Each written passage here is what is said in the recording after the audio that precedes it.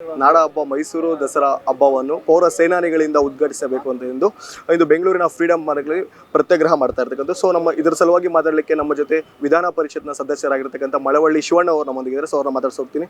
Sir, ಈ ಒಂದು thought ಮೊದಲಿಗೆ ಯಾಕೆ ಬಂತು ಅಂತ ಸರ್? ಇದು ಇಟ್ಸ್ ಹಿಸ್ಟಾರಿಕಲ್.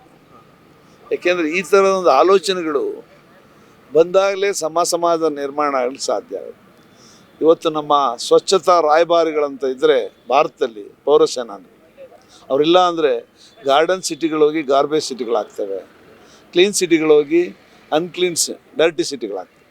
ಹಾಗಾಗಿ ಭಾರತದಂಥ ಪ್ರಜಾಪ್ರಭುತ್ವ ರಾಷ್ಟ್ರದಲ್ಲಿ ಅವರು ಕೂಡ ನಾಗರಿಕ they are citizens of the country. They are not, ಅವ್ರನ್ನ ಬೇರೆ ರೀತಿಯಲ್ಲಿ ನಾವು ನೋಡ್ಲಿಕ್ಕೆ ಸಾಧ್ಯನೇ ಇಲ್ಲ. ಅವ್ರೂ ಕೂಡ ನಮ್ಮ ಬದುಕಿನ ಭಾಗದ ಒಂದು ಅಂಗವಾಗಿ ನಾವು ನೋಡಬೇಕು. ಅವ್ರಿಗೂ ಕೂಡ ಸಮಾನ ಅವಕಾಶ ಕೊಟ್ಟಾಗ ನಾಡ ಹಬ್ಬ ದಸರಾ ಹಬ್ಬವನ್ನು ಅವ್ರ ಕೈಲಿ ಉದ್ಘಾಟನೆ ಮಾಡಿದಾಗ ನಮ್ಮ ರಾಜ್ಯದ ಕೀರ್ತಿ, ನಮ್ಮ ಸರ್ಕಾರದ ಕೀರ್ತಿ ದೇಶ ಮಟ್ಟದಲ್ಲೆಲ್ಲ, ರಾಷ್ಟ್ರ ಮಟ್ಟದಲ್ಲೆಲ್ಲ, ಅಂತಾರಾಷ್ಟ್ರೀಯ ಪ್ರಪಂಚದ ಮಟ್ಟದಲ್ಲಿ ಒಂದು ಕೀರ್ತಿ, ಇದು ಇಂಥ ಪ್ರೋಗ್ರೆಸಿವ್ ಚೀಫ್ ಮಿನಿಸ್ಟರ್, ಇಂಥ ಪ್ರೋಗ್ರೆಸಿವ್ ಗೌರ್ಮೆಂಟ್ ಇದೆಯಲ್ಲ ಕರ್ನಾಟಕದಲ್ಲಿ ಅಂಥೇಳಿ ಒಂದು ದೊಡ್ಡ ಸಂಚಲನ ಒಟ್ಟಾಗುತ್ತೆ. ಮತ್ತು ಅವ್ರಿಗೂ ಕೂಡ ನಾವು ಸಮಾನವಾಗಿ ಗೌರವಿಸ್ತಂಥ ಒಂದು ಅವಕಾಶ ನಮ್ಮ ರಾಜ್ಯ ಸರ್ಕಾರ ಸಿಗುತ್ತೆ. ಸರ್, ಈ ಕುರಿತು ಮುಖ್ಯಮಂತ್ರಿಗಳ ಹತ್ರ ಏನಾದರೂ ಚರ್ಚೆ ಮಾಡಿದ್ದೀರಾ? ಏನು ಪತ್ರ ಬರೆದಿದ್ದೇನೆ ಮುಖ್ಯಮಂತ್ರಿಗಳು, ಆಲ್ರೆಡಿ ಪತ್ರ ಬರೆದಿದ್ದೀನಿ. ಮತ್ತು ಜಿಲ್ಲಾ ಉಸ್ತುವಾರಿ ಮಂತ್ರಿ ನಮ್ಮ ಇವರು ಯತೀಂದ್ರ ಸಿದ್ದರಾಮಯ್ಯರು ಕೂಡ ಮನವಿ ಮಾಡಿದ್ದಾನೆ. ಅವರು ಅದು ಚರ್ಚೆ ಹಂತದಲ್ಲಿದೆ. ಸಂಬಂಧಪಟ್ಟಂಥ ಸಚಿವ ಸಂಪುಟದಲ್ಲಿ ಅದರ ಬಗ್ಗೆ ನಿರ್ಧಾರಗಳು ಬರ್ಬೋದು ಅನ್ನೋ ಒಂದು ನಿರೀಕ್ಷೆ ನಾನು.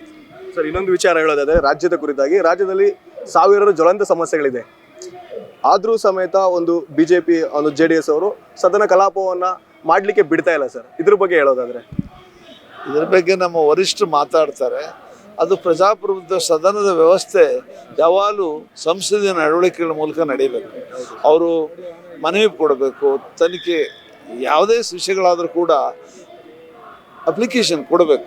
ಸಭಾಪತಿಗಳಿರ್ತಾರೆ, ಸಭಾಧ್ಯಕ್ಷರಿರ್ತಾರೆ, ಅವ್ರಿಗೆ ಯಾವುದೇ ಸಮಸ್ಯೆಗಳನ್ನ ಚರ್ಚೆ ಮಾಡೋಕ್ಕೆ ಅಂತ ನೋಟಿಸ್ ಕೊಡಬೇಕು. ಆ ನೋಟಿಸ್ನಲ್ಲಿ ಎಷ್ಟೊತ್ತು ಬೇಕಾದ್ರೂ ಚರ್ಚೆ ಮಾಡೋದು. ರಾತ್ರಿ 12 ಗಂಟೆ 3 ಗಂಟೆ ರಾತ್ರಿ ಚರ್ಚೆ ನಡೆದಿರ್ತಕ್ಕಂಥ ಅನೇಕ ಉದಾಹರಣೆಗಳು ನಮ್ಮ ಕಣ್ಣು ಮುಂದಿವೆ. ಖಾದರ್ ಅವರು ವಿಧಾನಸಭಾ ಅಧ್ಯಕ್ಷರಾಗಿದ್ದಾಗ ಸುಮಾರು ರಾತ್ರಿ 3 ಗಂಟೆವರೆಗೂ ಸಹ ನಡೆಸಿದೆ. ಈಗ ಸಲೀಂ ಅಹಮದರು ಕೂಡ ಅತ್ಯಂತ ಪ್ರಗತಿಪರ ಮತ್ತು ಪ್ರಜಾಪ್ರಭುತ್ವವಾದಿ. ಅವರು ಎಷ್ಟು ಹೊತ್ತು ಬೇಕಾದ್ರೂ ಸಮಯನ ಕೊಡಲಿಕ್ಕೆ, ಬೇಕಾದ್ರೆ ಸದನದ ಅವಧಿಯನ್ನೇ ಎಕ್ಸ್ಟೆಂಡ್ ಮಾಡಲಿಕ್ಕೂ ರೆಡಿ ಇದ್ದಾರೆ.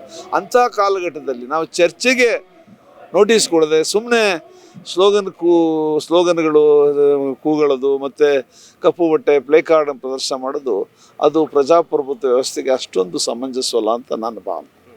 ಕೇಂದ್ರ ಸರ್ಕಾರದಿಂದ ಬರೋ ಕೂಡ ಮಾಧ್ಯಮಗಳು ಕೂಡ ಇಂಥವ್ರ ಬಗ್ಗೆ ನೀವು ಹೆಚ್ಚು ಗಮನ ಕೊಡಬೇಕು. ಪ್ರಜಾಪ್ರಭುತ್ವದಲ್ಲಿ ಪ್ರತಿಯೊಂದು ಅನೇಕ ಜ್ವಲಂತ ಸಮಸ್ಯೆ, ರಾಜ್ಯದಿರ್ಬೋದು ರಾಷ್ಟ್ರದಿರ್ಬೋದು, ಜ್ವಲಂತ ಸಮಸ್ಯೆಗಳಿವೆ. ಆ ಜ್ವಲಂತ ಸಮಸ್ಯೆಗಳ ಬಗ್ಗೆ ಜನಪ್ರತಿನಿಧಿಗಳು ಬೆಳಕು ಚೆಲ್ಲಬೇಕು. ಸಮಸ್ಯೆಗಳಿಂದ ಸರ್ಕಾರದಿಂದ ಏನು ಉತ್ತರವನ್ನು ಪಡೆಯಬೇಕು, ಜನರ ಸಮಸ್ಯೆಗಳನ್ನ ನಿವಾರಣೆ ಮಾಡಲಿಕ್ಕೆ ಅವರು ಧ್ವನಿ ಎತ್ತಬೇಕೇನ ಸ್ಲೋಗನ್ಗಳಲ್ಲ ಅಥವಾ ವ್ಯಕ್ತಿಗತ ತೇಜೋವಧೆಗಳಲ್ಲ. CBI ಆಗಲಿ ಅಥವಾ ಸುಪ್ರೀಂ ಕೋರ್ಟ್ ಆಗಲಿ ಅವರನ್ನು ಅಪರಾಧಿ ಅಂತ ಏನು ಡಿಕ್ಲೇರ್ ಮಾಡಲ್ಲ, ಅವ್ರಿಗೆ ಪನಿಷ್ಮೆಂಟ್ ಏನಾಗಿಲ್ಲ. ಒಂದು ತನಿಖೆಗಳು ನಡೀತಾ ಇದೆ. ತನಿಖೆ ಅಂತಲ್ಲಿ ನೀವು ರಾಜೀನಾಮೆ ಕೊಡಿದ್ರೆ ಎಷ್ಟೋ ಜನ, ಸುಮಾರು ಮುಖ್ಯಮಂತ್ರಿಗಳ ಮೇಲೆ ಎಷ್ಟೋ ಜನ, ರಾಷ್ಟ್ರದ ಅನೇಕ ಜನ ಮುಖ್ಯಮಂತ್ರಿಗಳು ಎಷ್ಟೊಂದು ಕ್ರಿಮಿನಲ್ ಕೇಸಸ್ಗಳಿವೆ.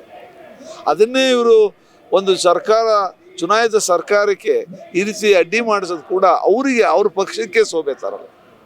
ಅದನ್ನು ಮಾಧ್ಯಮಗಳು ಕೂಡ ಅದನ್ನು ನೀವು ಕ್ವಶನ್, ಅದಕ್ಕೆ ಸ್ಪೆಷಲ್ ಸ್ಟೋರಿಗಳು ಮಾಡಬೇಕು. ಅಂದರೆ ಫಸ್ಟ್ ರಾಜೀನಾಮೆ ಕೊಡಿ, ಪುನಃ ನಾವು ಚರ್ಚೆಗೆ ಬರ್ತೀವಿ. ರಾಜೀನಾಮೆ ಕೊಡತಕ್ಕಂಥ ಪ್ರಶ್ನೆ ಎಲ್ಲ, ಚರ್ಚೆ ಮಾಡಿ. ಫಸ್ಟ್ ಚರ್ಚೆನಲ್ಲಿ ನಿಮ್ಮ ಚರ್ಚೆ ಸಾಬೀತು ಮಾಡಿ. ಯಾತಕ್ಕೆ ರಾಜೀನಾಮೆ ಕೊಡಬೇಕು, ಏನೇನು ಮಾಡಿದೆ ಅನ್ನೋದನ್ನು ಸಾಬೀತು ಮಾಡಬೇಕಲ್ವ ಅವರು. ಚರ್ಚೆನೇ ಇಲ್ದೇ ಸ್ಲೋಗನ್ ಕೂದ್ರೆ ಪರಿಹಾರ ಸಿಗುತ್ತಾ? First they will let them come for discussion. ಡಿಬೇಟ್ಸ್ಗಳು ಬನ್ನಿ, ಡಿಬೇಟ್ಸಲ್ಲಿ ಭಾಗವಹಿಸಿ.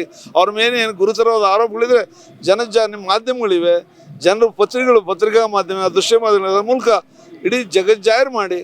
ಏನಿಲ್ಲ, ಸುಮ್ಮನೆ ಅವರು ವಾಲ್ಮೀಕಿ ಸಮುದಾಯದ ಒಬ್ಬ ಅತ್ಯಂತ ದಲಿತ ಸಮುದಾಯಕ್ಕೆ ಸೇರಿದವರು ಅಂತೇಳಿ ಈ ಥರ ನೀವು ಅವ್ರ ಮೇಲೆ ಗದಾಪ್ರಹಾರ ಮಾಡೋದು ಆ ಪಕ್ಷಕ್ಕೂ ಶೋಭೆ ಅಲ್ಲ, ಪ್ರಜಾತಂತ್ರ ವ್ಯವಸ್ಥೆಗೂ ಕೂಡ ಶೋಭೆ.